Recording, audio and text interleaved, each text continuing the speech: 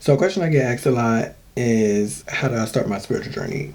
I've always been on the spiritual journey, much like everybody who just probably doesn't realize you're always on your spiritual journey from the day you pop out. It's just about making your way back, finding out who you are type thing. Around 8 years old, I began seeing spirits. I understand not everybody has that gift. It's just something that came. Spirits are coming to me at the age of 8. The very first spirit that came to me was my great-great-grandmother. Thankfully, my mother was very receptive. She didn't like dismiss it or say like, stop talking like that. It's about 2017. I'm living in New York. I met this guy. We're sitting outside his apartment and he is like, come upstairs, yada yada, blah blah blah. We get upstairs. I'm sitting in the living room and I have no idea what crystals are at this point. And so I'm just looking around. I'm like, this is decorated really nice. So now I know that it's amethyst. But at the time, it's just, I'm looking at this huge canvas with like purple rocks glued all over it. So, but it attracted me. I like the color purple. And I was just like, what is that? And he was like, oh, my roommate's boyfriend is into crystals. And I'm like, the hell is a crystal? It had like huge pieces of amethyst, like hot glued together. It was amazing. And again, at this point, I have no knowledge about crystals at all. I don't know what amethyst does. I don't know. And for those who don't know, amethyst enhances your intuition along with a few other things, but that's the premise of it and the premise of the story. And we go in his room and he is proceeding to, you know what he's doing.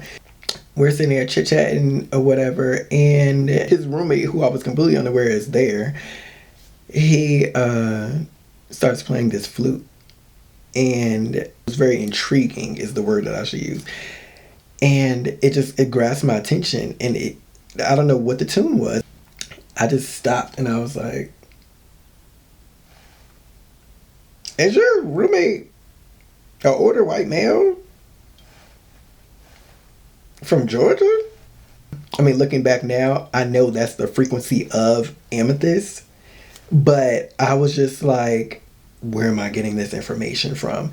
And he was like, yeah, he is an older white male, and he's from Savannah, Georgia. Like, I'm a little freaked out myself. I'm like, how the hell did I know that? Like, where did that come from? And they're looking at me like, what the, like, I don't see the roommate. He never comes out to speak. It's nothing. Fast forward to about a week or two later, I had a roommate. And during this time frame, there was a little animosity in the apartment that I was unaware of. It was one-sided. So I began to have dreams. The dreams were consisting of me laying in the bed and someone like dragging my feet out of the bed or like just punching me in the back, like just random things to wake me up. I don't know what the hell was going on back then, but I could definitely tell you looking back, my ancestors was like, get up, get up. This went on for like a week. Keep in mind, there's animosity in this apartment. I'm an empath. I can feel this. There's no conversation that's being had, but I can just feel like something feels off. And so the first night I wake up, I'm like, oh, he done lost his mother loving mind. And, I'm ready to fight. And then I wake up, I'm like, oh, it was a dream. I'm tripping. I'm laying there, I'm trying to go back to sleep. And I can hear whispering on the phone. He talking cold gas shit about me. I used to be a very confrontational person. And I'm trying to be an adult. And I kind of let it ride because I'm like, well, we're close, so you should be able to talk to me. I'm trying to wrap my mind around how I'm going to talk to him, and then also making my exit plan, because technically the apartment was in his name. Because I'm like, I need to remove myself, because in order to save this friendship, and so we do not get into a physical altercation, I need to remove myself. So the next night, same thing. It's like I violently get woken up out of my sleep. Fast forward, goes on for a week. And just basically, eventually one day, like, I was just like, look, I've been waking up in the middle of the night. I'm hearing you talking shit about me. He explains, whatever, da-da-da-da. So now, also mind you, I have no idea why I'm waking up in the middle of the night like this. And he's only waiting until the middle of the night because obviously I'm asleep. I have to go to work. He didn't work. So it was like in the middle of the night, okay, he sleep. I'm not going outside to talk on the phone. So yeah, whatever the case may be. So fast forward, I eventually moved to Richmond, Virginia. Around like 2019, I started to dig into therapy. I get into therapy and because I'm trying to figure out, well, I really don't remember what prompted me, but I feel like this is the beginning of my Saturn return. And for some people who don't know what that is what science calls your 30-year-old breakdown. This is the prelude to it. But yeah, I just started to dig into why certain things were happening to me. It's never really why is it happening to me. It's more so it's happening because of me. And I didn't understand it until later on. Yeah, so fast forward back to like 2020, I became very introspective. I used to be very extroverted. Much like many people, I became very introverted. And then talking to one of my friends as a psychologist, she was stating that, you're just getting older. You're more aware of energy. You're more aware of things around you. So it's making you more cautious. And I loved how she explained that to me. I felt like I had social anxiety. I was developing social anxiety at some point. Like when I would be out, I'm like, ooh, it was very overwhelming. But I started to read energy again. I was reading energy as a child and I just didn't know it from like different scenarios that happened. But because my late teens and early 20s, I drunk so much, it kind of suppressed my gifts. I want to say 2020, I was on this app called Bigo. It was just like a video chat app.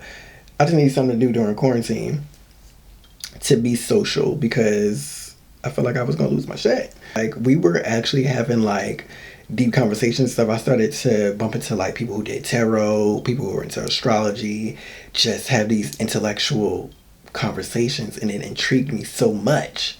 The logic in me wanted to figure out, well, how the hell can these cards tell me the future or tell me what's going on? And they're cards. To me, I'm just looking at it like, what's the difference between this and a playing deck of cards, which you actually can use to do readings. I had let like two people give me like little mini readings. Also, I was on Bigo and Clubhouse. That was the thing. But so this is on Clubhouse, so I can't even see the two women that gave me the readings. But it was just like little quick readings. But I was just like, she doesn't know me. Like, how does she know this is what's going on? This is true. So this is me. I'm like, let me buy a tarot deck. Let me figure it out. Fast forward, so I started learning tarot, and I got interested in it, learning it deeper. Not just, oh, this means this means that. I started digging very deep into it. Like, okay, where did this originate? How is this? How is this? What is this? Why is this? What, like, And one of my friends introduced me to this guy, and he was into crystals, candles, meditation, yoga, all of that. And I was like, this is where I want to be. I feel very comfortable here. He took me to the spiritual shop, and that was like the first time I had ever really been in a spiritual shop because, again, I'm just figuring out what crystals are, what tarot and all this and that are. He introduced me to these two ladies. One of them is from Jersey, just like I am. I was like, okay, click with them very well, love them. Shout out to Magdalena's Botanica. They are in Richmond, Virginia. Only Black-owned spiritual shop in Richmond. They poured into me. They believed in me. I felt like more than I believed in myself. I love them so much. It allowed me to gain the confidence in like the message that I was delivering, because I was still figuring out like, how do I know this information? Because I would pull cards, but things would come to me and I just didn't understand. I was too busy trying to find out Gemini Moon. I'm trying to figure out the logistics behind it. Yeah, so they pushed me, gave me the confidence to help more people, and the more that I delivered messages, the more that I realized that I was talking to myself through people, if that makes sense. How I came to that conclusion is because I could have 4 readings booked in a week. There's like 3 or 4 underlining messages that I'm giving to the same people. I'm like the first time, boom, get the message. They're like, oh, the message hit on point, yada yada. 4th reading, I'm like, what's going on? I remember somebody was like, maybe the message is for you. And I was like, I was gagging. And it was. And I noticed that. So it's like, it's very therapeutic for me to actually help people, which I did discover is part of my purpose, is to shift perspectives. That'll be a different story time. How I came to that conclusion. It's therapeutic for me helping people because as childhood trauma, there was trauma to my voice. Now, as a child, like in a different video, I did mention that I was molested as a child. And that took away my voice. I didn't tell my mother until I was about 31. And that was along the prelude to my 30-year-old breakdown. I again began to get into therapy again and dig into things. I was also introduced to a psychedelic. And one thing about it was like, I do not believe in abusing any type of substance. Everything is here for a reason. Certain things, not the man-made ones. But I did use it to try to catapult my mind. I understood. I did a lot of research. And I was looking more so into how can this help me? Because I did hear, okay, it can cure depression. That's where I was with that. And around that time, both of my grandmothers passed away at the same time. My mom's mom and my father's mom. Literally like a week apart. I was gagging. For those who understand tarot, this is a tower moment. It's coming down. Dug more into psychology. Did the psychedelics. It did catapult me. I had very blissful experiences. I did recognize the light, open up my mind to more perspectives. Not saying, oh, hey, go do this, go do that, because everybody is their own individual. You can make your own decisions. You can do your own research. However, for me, it worked to catapult me because I understand everything is a spirit. And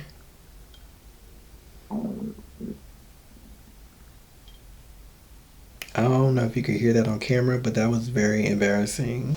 Okay, so not only did my stomach growl mad loud on camera, but the camera cut off. Like, I guess my stomach growled so loud, it cut the camera off. Anyway.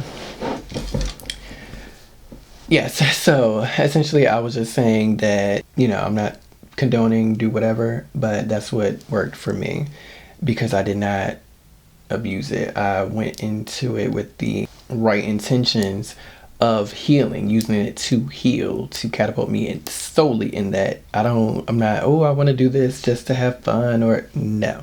It's not about escapism. I know a lot of people are afraid of psychedelics, but you're just afraid of yourself because that's all it is. I feel like all it does is bring your subconscious forward. Everything is a spirit. So I would say, hey, what do you want to teach me today? Or I would ask a specific question. The more that I understood myself, the more I understood other people. That has brought me a lot of peace. Knowing the power that I possess just in knowing who I am. Because if you don't know who you are, people are going to tell you who you are. And you're going to believe them. I have more to it, but that would be the basis of it. And I don't want this to lead into other story times because I feel like this has already been too long. So if you're on your spiritual journey, which I know you are, if you want to talk about it, definitely hit me up. I do not mind exchanging stories. I will have more story times. You will get through this if you're just starting out or if you're just becoming aware, because that's what spirituality is. It's becoming aware, self-aware. Nothing's happening to you. It's happening for you and because of you. So if you're having